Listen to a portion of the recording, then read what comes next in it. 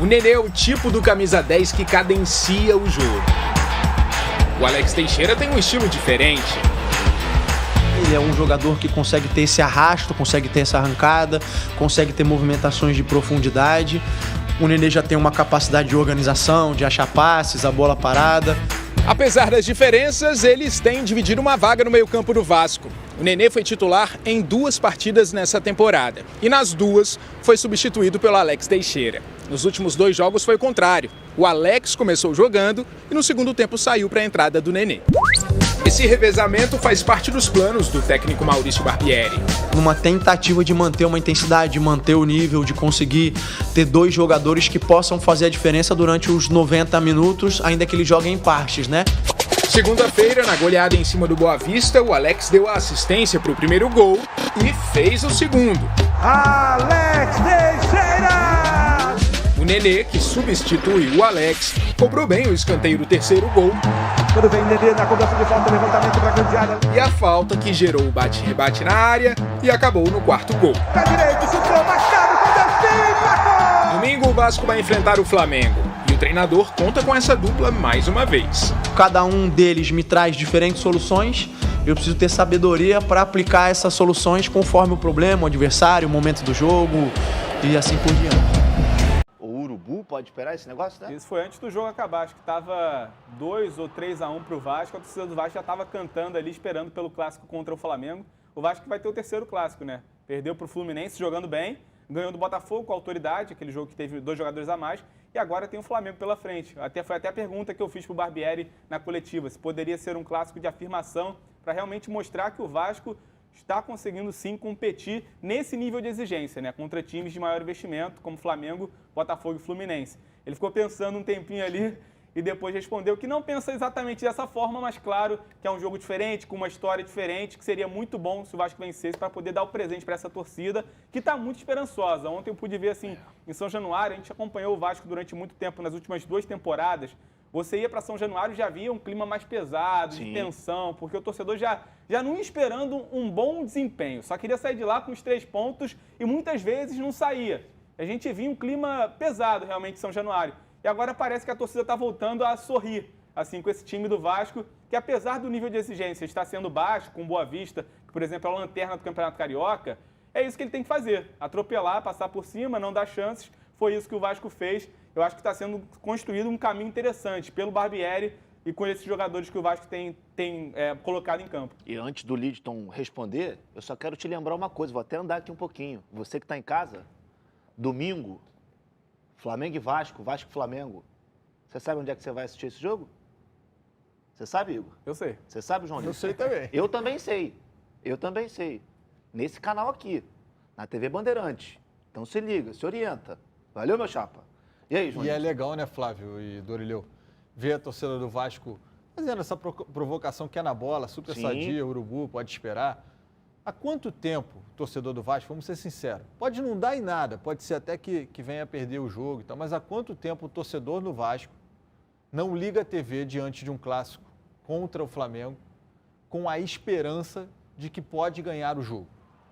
E o Vasco pode ganhar o jogo, porque ele está com um time organizado, como disse o Igor, um time que começa a ter uma identidade Barbieri de jogar, um time que tem variações de jogadas. Ele joga muito bem pelos lados, com os 2 laterais, com o Piton e com o Puma. O que o Puma está jogando nesse início de temporada é brincadeira. Foi até um pecado aquela bola dele ter pegado na trave. Depois ele é premiado com o gol e aí ficou na balança positiva para ele. Mas tem as variações das jogadas pelos lados, tem o Alex Teixeira criando muito por dentro e fazendo com que o torcedor do Vasco peça o Nenê só no segundo tempo. Ontem teve, né? Ontem, no meio do segundo tempo, uma galera começou a cantar Nenê e a outra galera começou a puxar Teixeira. A gente até brincou, ficou um Neixeira ali na bancada. Neixeira! Se pudesse os dois se juntarem e fazer um jogador, né? A fusão, né? Pois é. E é mais ou menos isso, cara. Porque o Alex Teixeira, se a gente parar para pensar, por um triz, Flávio, ele não saiu do Vasco. Por muito pouco ele foi jogar no Corinthians, o Corinthians tinha muito interesse nele. Convenhamos, ele não fez uma boa Série B pelo Vasco. Não. O Igor estava lá na maioria dos jogos em São Januário. A torcida do Vasco já não estava com paciência para ele. Então parecia que o ciclo dele tinha se encerrado. Só que a gente lembra, tem um período de adaptação nesse retorno ao futebol brasileiro. E hoje ele participa ativamente na criação das jogadas. por dentro, ele também fica variando, trocando pelo lado esquerdo. Isso é muito interessante com o Eric, ou seja, é um jogador que tem várias valências positivas que vão acrescentar esse time do Vasco. E está casando lá na frente com o Pedro Raul. O Pedro Raul ainda pode entregar mais do que vem entregando, a gente sabe disso, mas já foi um jogo muito melhor do que contra o Trem do atacante Cruzmaltino. Nos 2 primeiros gols, justamente foi essa dupla, né? Exatamente. No primeiro, inclusive, o Alex Teixeira rouba a bola no campo de ataque, serve o Pedro Raul ajeita o corpo e bate pro gol. E no segundo gol foi o contrário. O Alex Teixeira dá pro Pedro Raul, rouba a bola, rola pro Pedro Raul ajeita o corpo de primeira. Ele nem domina a bola, só ajeita o corpo e bate. Essa dupla tá funcionando, cara. E assim, a gente vê um Vasco e um torcedor do Vasco hoje na rua, feliz vestindo a camisa do Vasco e confiante para o Clássico. Se vai ganhar, sim, é uma outra coisa que você vai ver na tela da Band. Mas a questão é, o cara vai comprar o ingresso, vai lotar o lado dele. Já lotava quando não acreditava. Imagina agora o que essa torcida do Vasco vai fazer no Maracanã em relação a esse jogo contra o Flamengo. Tem tudo para ser um dos melhores jogos do Campeonato Carioca, pelo menos da primeira fase. É isso, a gente não sabe como o Flamengo vai chegar, né? Sim, porque depende muito do jogo de hoje. Mas o que eu acho muito legal, vocês citaram aí o Pedro Raul, vocês falaram sobre o Alex Teixeira e também sobre o Pumita individualmente, mas eu acho que o coletivo do Vasco hoje está se tornando muito forte. Tudo bem que a gente tem que levar em consideração que o adversário era o Boa Vista, o lanterna do campeonato estadual, não ganhou no campeonato ainda. Tudo isso a gente leva em consideração, mas é inegável como esse time tem uma cara. E essa cara é a cara do Maurício Barbieri. O que me chama muita atenção é como a pressão do Vasco, quando perde a bola no campo de ataque, ela é imediata. Perdeu, pressionou, roubou, pum. Assim saiu o gol do Alex Teixeira. E de jogadores que você pode... O Alex Teixeira já é um cara que mais experiente, mas você vê, se doando o tempo inteiro em campo. Eu acho que vocês falaram sobre a adaptação dele. Não é fácil você sair garoto daqui do Brasil, ficar sua vida inteira jogando lá fora e já voltar numa outra fase da sua carreira, uma outra fase da sua vida, uma outra fase do clube. Tudo isso influencia. Hoje não. Hoje o Vasco se tornou um futebol, um clube estruturado, um time cada vez mais organizado e isso, óbvio, que vai fazer com que os jogadores que têm qualidade dentro do seu grupo sobressaiam. Caso do Pedro Raul e principalmente do Alex Teixeira nesse início de temporada. Então, acho que os pontos positivos do Vasco nesse início são muito maiores do que os negativos. Porque tá dando gosto de ver esse Vasco jogar um jogo para frente, ofensivo, sem deixar o adversário respirar. Sabe quando tinha sido o último gol do Alex Teixeira em São Januário? Não. 2009. Caramba. Meu Deus.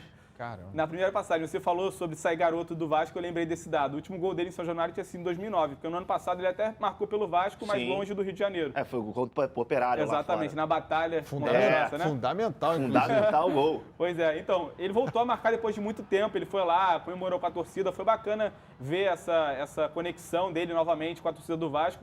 E eu concordo exatamente com o que você disse. É um padrão muito bem estabelecido já pelo Barbieri. Essa pressão pós-perda no campo de ataque funcionando muito bem. Assim sai o primeiro gol. Eu acho que ofensivamente o Vasco tem criado bastante, principalmente pelos lados. Cria por dentro também. Ontem até o gol do Alex Teixeira sai por dentro, mas cria principalmente pelas laterais. Eu acho que o que precisa mais ser testado nesse time do Vasco ainda é a defesa. Porque se a gente for olhar para trás aqui, até agora, o único jogo que a defesa do Vasco foi realmente testada foi contra o Fluminense. Com o Botafogo, apesar de ser um clássico, o Vasco teve superioridade numérica o tempo todo. Então não foi um jogo que a defesa precisou trabalhar tanto. Eu acho que nessa partida contra o Flamengo, a gente vai ver a defesa do Vasco trabalhando um pouco mais. E aí a gente vai ver se a defesa está tão bem trabalhada quanto o ataque vem mostrando estar. Ontem muita gente, inclusive, achou que foi falha do Léo Jardim nesse lance. É algo que a gente vai discutir aqui. O Miranda também marca bobeira, ele está na frente do atacante. Mas a grande falha desse lance é do Jair, né? Sem dúvida. Começa lá, né? Na saída de bola, ele tem um erro de displicência, um pouco de displicência ali, que aconteceu, inclusive, com o Rodrigo no clássico contra o Fluminense. Sim. É a segunda vez que a cabeça da área do Vasco erra numa saída de bola, uma bola boba, uma bola fácil, não é um passe difícil. E aí custa um gol, tem que tomar bastante. Esse gol é uma atrapalhada. Não, esse gol é. Os dois zagueiros cena de trapalhões, pô. Não, você costuma dizer, bateu cabeça, mas esse aí bateu cabeça de verdade. Literalmente. O cara fica até caído ali, ó, no atendimento. E o chute do Pedro Raul exatamente, também cara. é uma Eu acho que se o atrapalhada. Pedro Raul acerta o chute, o goleiro pega. É possível. Mas como ele meio que não pegou, ele pegou um pouquinho aqui, né? A bola acabou que foi reta. Mas outro elemento importante, a gente viu ali o Pumita falando no seu VT, o Dorileu. O primeiro gol dele, eu acho que premia essa boa temporada que ele está fazendo pelo Vasco, esse bom início, né? Já estava merecendo. Claro que a gente tem que ter cuidado na hora de avaliar, porque ainda é um recorte muito pequeno, né? No início de temporada, contra adversários ainda não tão fortes, mas o que mostrou até aqui o Puma Rodrigues é para ficar empolgado, sim. Ele já, assim, acho que não só ele, como o Piton também. Acho que o Vasco, se eles continuarem apresentando o que eles vêm mostrando até aqui, o Vasco está muito bem servido de lateral, e não só para essa temporada, porque os dois são novos e vêm com contratos longos. Então o Vasco estaria muito bem servido para algumas temporadas. E é curioso porque no domingo o Pumita vai reencontrar alguns companheiros de seleção, né? Ele foi até perguntado sobre isso depois do jogo. Tem o Varela e o Arrascaeta do Flamengo. A Varela, inclusive, concorrente de posição na seleção. Ele falou, aquela resposta padrão, né? A gente é amigo e tal, mas dentro de campo cada um vai defender seu lado. Mas vai ser uma batalha ali de uruguaios num clássico entre Flamengo e Vasco. E aí, João Lidton, dá para dizer que o Pumita é um dos destaques do Vasco nesse início? Sem dúvida. E mérito do Maurício Barbieri. Sim. Foi ele que pediu o Puma Rodrigues, né? Por ter enfrentado ele em competições sul-americanas, né? Enfim, Libertadores. Jogador que foi um achado. Vou te falar, um achado. Quem de nós aqui, sejamos sinceros, olhava pro Puma Rodrigues e falava, pô, tá aí um bom lateral. Eu vou ser sincero, não acompanhava o trabalho do Puma, a não ser alguns jogos de Libertadores. E mesmo assim não tive esse olhar clínico que o Barbieri teve.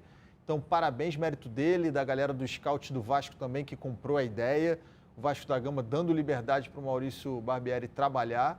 E ele está sobrando. Hoje é fácil se a gente fosse treinador do Uruguai hoje, quem seria o lateral direito titular? Pumita. Não seria o Varela. Sem dúvida. O Puma estaria na frente dele. Então faz um belo campeonato, como o Dorileu falou. O recorte é pequeno? É pequeno. Mas está cumprindo o que se espera. A mesma coisa vale para o Vasco.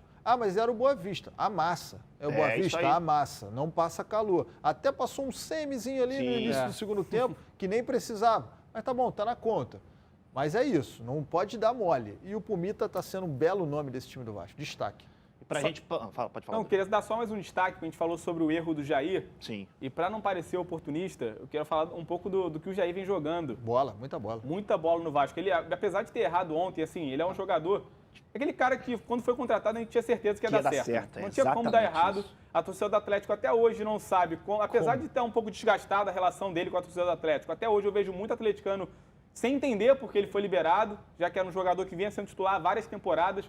E assim, é um cara que tomou conta do meio-campo do Vasco. Ontem errou, falta de concentração, talvez, um 2-0, início do segundo tempo. Já um pouco mais relaxado. Mas para não parecer oportunista, eu tenho certeza que o Jair vai ser um dos principais jogadores do Vasco na temporada, se não o principal. A gente vai falar muito do Jair durante o ano, porque o que ele joga a bola, o que ele cria de oportunidade, aparece para finalizar na frente, leva essa bola da defesa para o ataque, enfim, é um meio-campo ali como todo treinador gosta de ter atualmente, completo, que marca, sai para jogar, tem bom passe, boa finalização. Pisa na área. Ele chega lá. Ontem deu mole, mas para mim é um jogadoraço, talvez seja a melhor contratação que o Vasco tenha feito nessa temporada. Olá, jovens, olha só, assistiram, se divertiram, comentaram, cornetaram, ok. Agora você não pode esquecer de ativar a notificação, de compartilhar e de dar like nos vídeos, cara. Sabe por quê?